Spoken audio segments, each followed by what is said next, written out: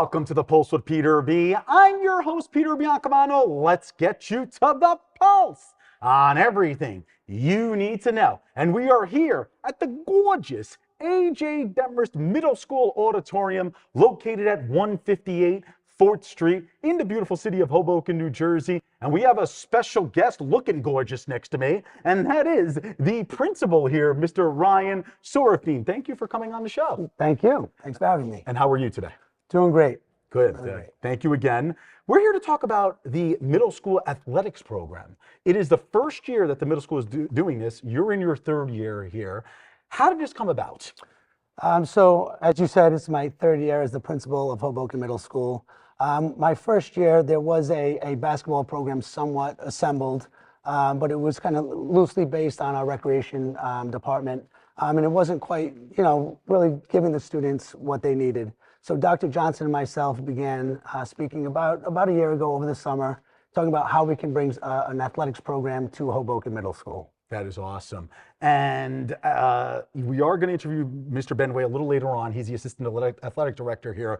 But this isn't the first school in the county or the state, middle school that is, to offer a separate athletic program than the high school, correct? Correct. When we started looking at leagues, Hudson County doesn't really have a well-established league, so we started looking with our athletic director, Mr. Baker, also with Mr. Benway, some options, some other leagues in the area. So we started looking at, there's a Bergen County League that Mr. Baker started connecting with Dr. Johnson. And from there, we started to establish what is now Hoboken Middle School Athletics. And has the interest level just been through the roof? It's been amazing. We really didn't know. We sent out a survey the end of last summer to the parents and student community. We have volleyball. We had our tryouts for volleyball. We had 54 girls come out for the girls volleyball team, which was an amazing turnout. And we had the same kind of response in our other fall sports as well. So it's been really great. And why do you think it's important for the students to join different type of sports with their classmates at this age, at the 6th, 7th, and 8th grade level? It's great question. As my background is physical education and health, I coached a lot of sports at Hoboken High School. And I just really feel like having a traditional middle school experience for students, extracurricular activities that are really going to drive not only the focus in academics, but also building those relationships with their teammates, cooperating together, working together for a common goal. And I think athletics really does that for our students. Absolutely. Well, we are just about out of time here. Like, as I mentioned, we are going to interview Mr. Benway, the assistant athletic director, in just a few seconds. And then we're even going to have some of your student athletes on, which I'm super excited about. But congratulations. Is there anything you want to say to the audience if possibly they have a student at the elementary level and they're thinking about putting them in the middle school, about the sports program and what they can expect coming in here? Absolutely. So we have home and away games on our website. Come out and watch us, see the kids really putting themselves out there and doing their best for the school community, and watching those relationships really build for Hoboken Middle School Tigers. Well, the principal, Mr. Ryan Sorafine, thank you so much for joining us. Thank you. Really appreciate it. Folks, don't go anywhere. As promised, we'll be back with Mr. Benway. All right, as promised, we're here with the assistant athletic director here at Hoboken Middle School, my good friend, Mr. Francis Chipper Benway. I wasn't going to get away with not saying Chipper. Not great to see you. I can get away with that, Peter, but you're one of them. How are you, good sir? I'm good. How are you? It is great to see you again, Mr. Benway. It really is. So we had Mr. Sorafine on, of course, the principal here, and he really discussed an overview of the program. Why do you think it's important that the students of the middle school participate in sports at the 6th, 7th, and 8th grade level amongst one another as teammates? Well, being involved in high school sports for the past 27 years, I've seen the change from what is considered in youth sports, which was once recreation-based, to now what has evolved into more of travel and specialized sports, which has a socio-economic divide in our district, in our country, actually.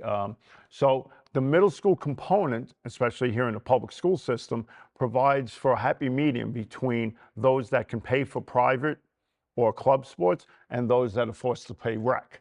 We can offer something that is more inclusive as far as tryouts and forming a team of small numbers.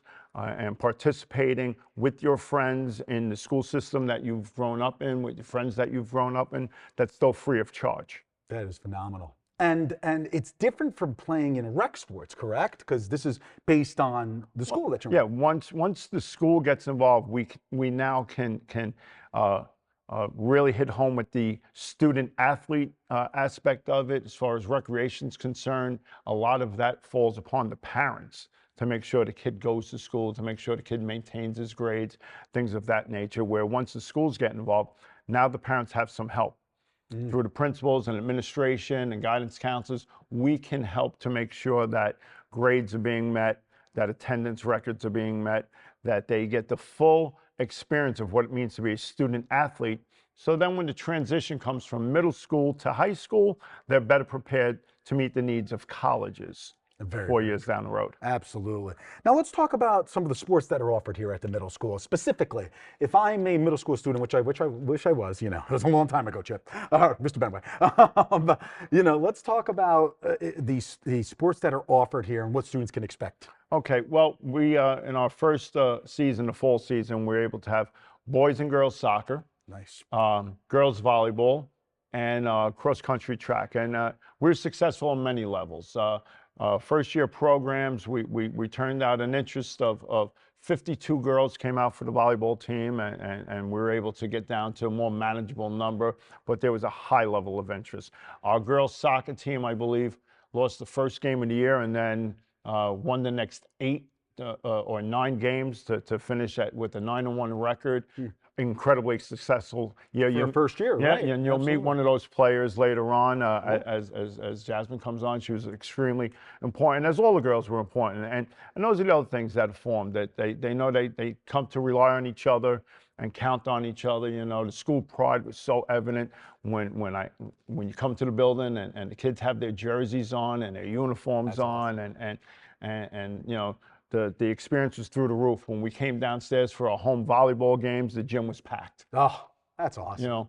And visiting teams love coming to Hoboken because it's a chance to experience our wonderful city, go out to dinner with their family, whatever it is.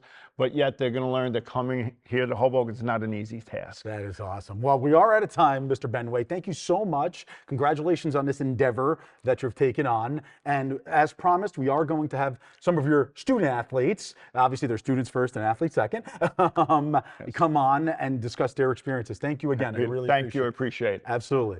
Don't go anywhere, folks. We'll be back in a few seconds.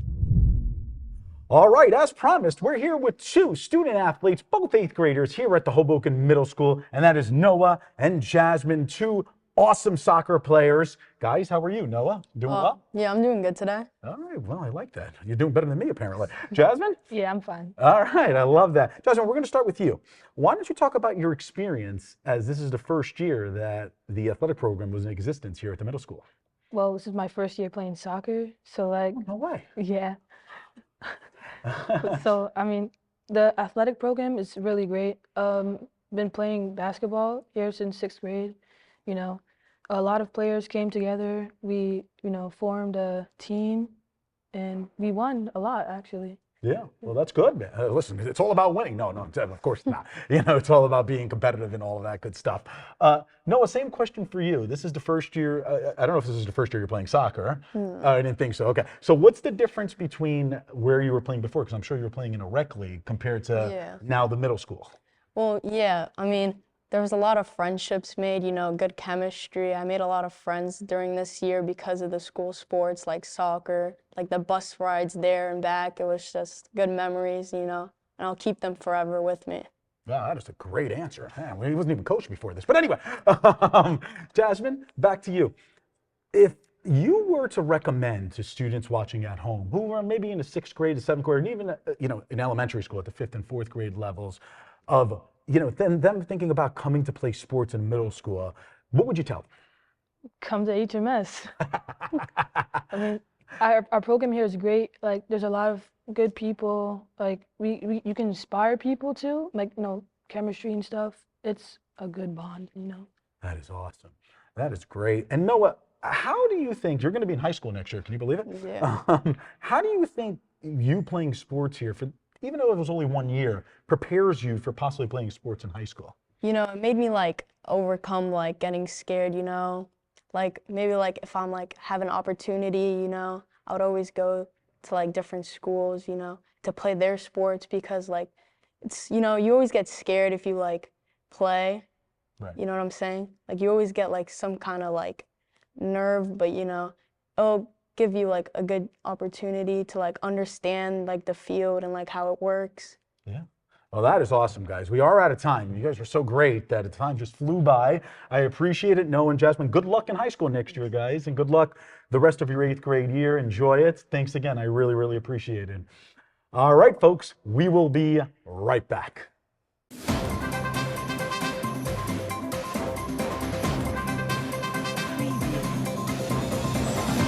Peter Biancamano, your hostess with the mostest of the Pulse with Peter B. Folks, don't forget to go on our Facebook and our Instagram pages by searching The Pulse with Peter B. and like and follow us on each of those platforms. We're constantly updating those pages with previews of each week's segments and cool stories. Also, if you have any questions, feel free to reach out to our email address at thepulsewithpeterb@gmail.com. Welcome back to The Pulse with Peter B. I'm your host with the most, Josh Sotomayor Einstein, and I'm so glad to be joined not by that bum Biancamano, we're all tired of him, but by my friend, Jersey City Councilman Yousef Saleh. It's an honor to be here and a pleasure to be back at The Pulse. I'm so glad you joined us, Yeah. and I know that recently you announced that you are running for re-election. So how did that go? It went well. We had a lot of the media outlets. They covered it. Essentially, I had come in during COVID, as some of you may or may not know. This was back in 2020 during the unfortunate passing of the late Councilman Michael Youn due to the coronavirus. I had to step in and fill his big shoes. Obviously, nobody could fill his shoes, and had to help my community through COVID.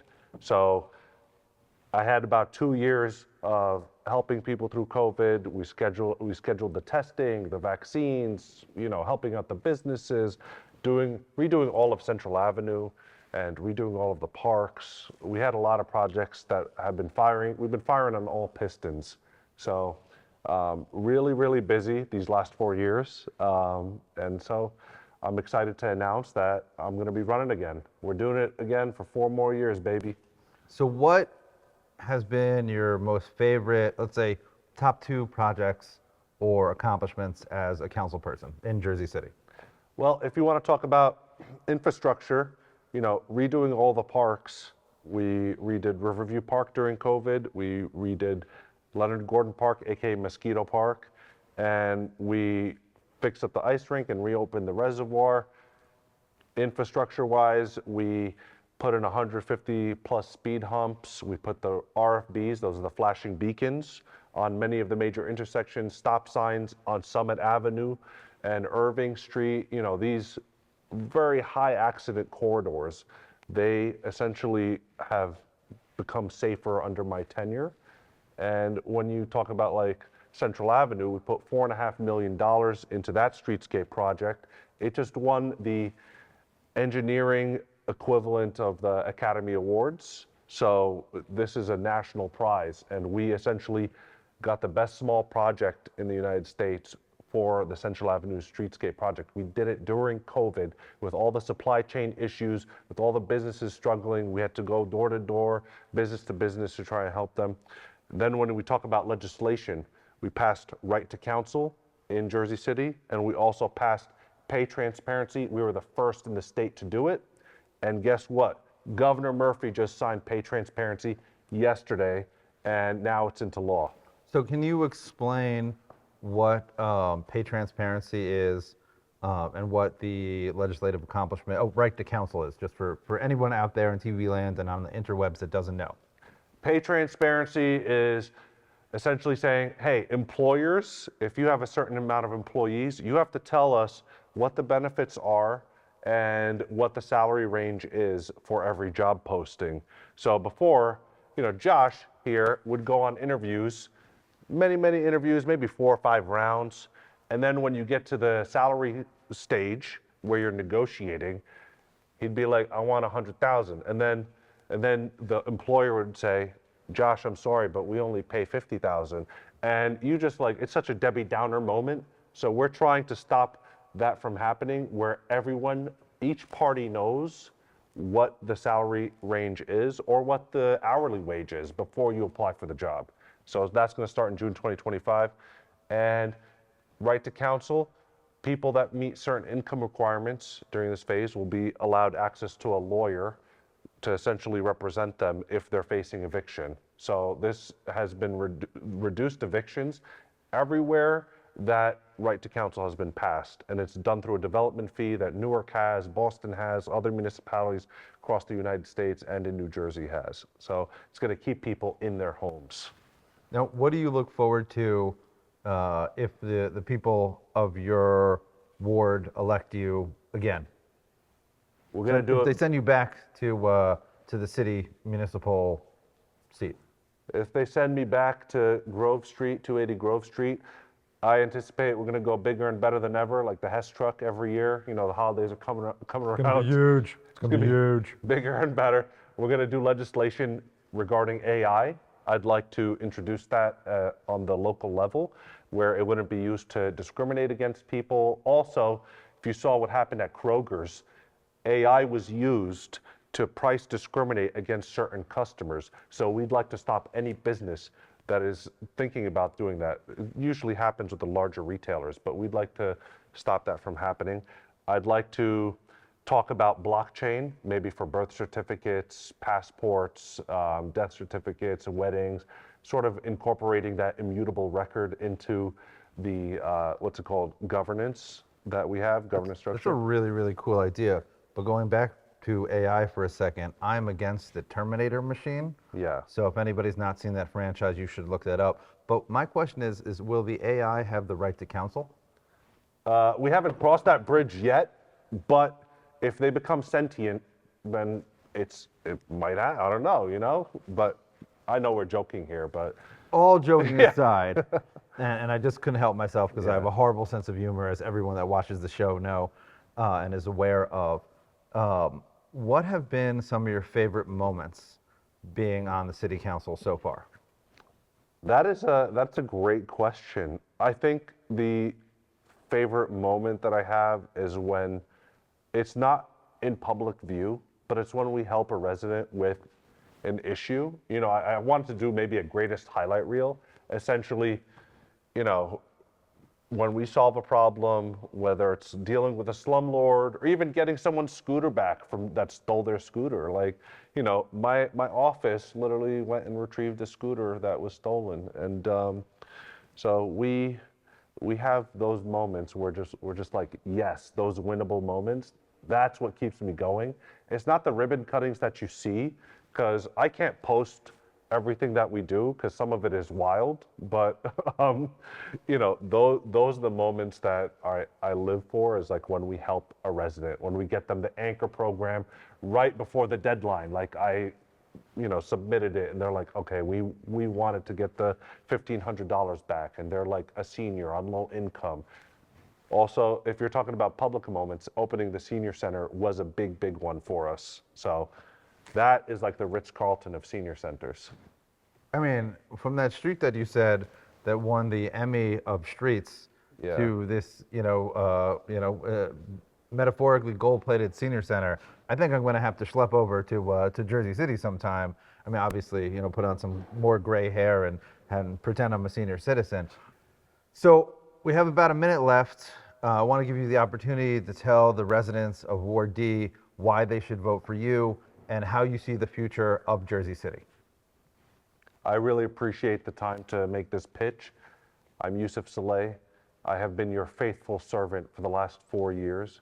I'm the son of immigrants, a loyal son of Jersey City, born and raised right here in the Heights. And if given the opportunity to serve 4 more years, we're going to keep pushing progress on all ends, whether it's street safety, whether it's the park improvements, whether it's legislation, and I'm going to continue to fight for all of us, the most vulnerable in society, to make sure that we have a piece of the pie here in Jersey City and that everyone is represented and no one is forgotten. Well, I really like pie, and I really like that you keep on coming back to our show. So thanks so much, Councilman. Thank you, and happy Thanksgiving. Stay tuned. We'll be right back.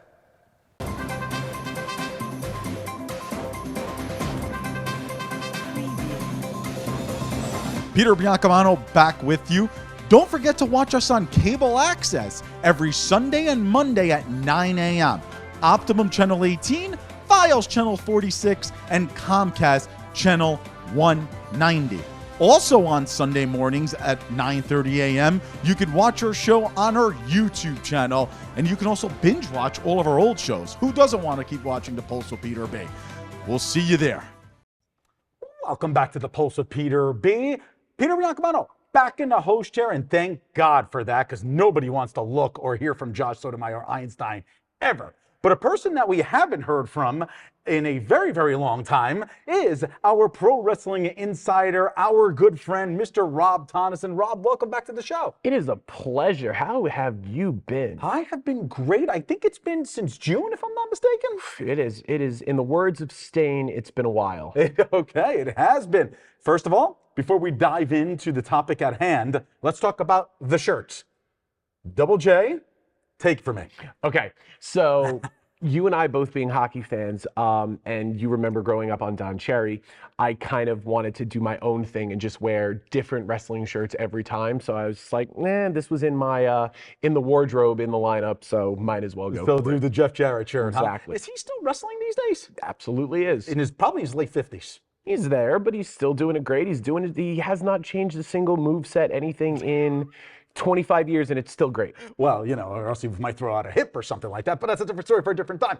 Let's talk about probably one of the four big premium live events, they used to be called pay-per-views, that the WWE runs every year, and that is Survivor Series. But Rob, this year they're calling it Survivor Series War Games. What is with this new War Games motto that they're doing? So to take it back to the old school ideas of Survivor Series, how it used to be 4-on-4, and then everybody would kind of be eliminated from there.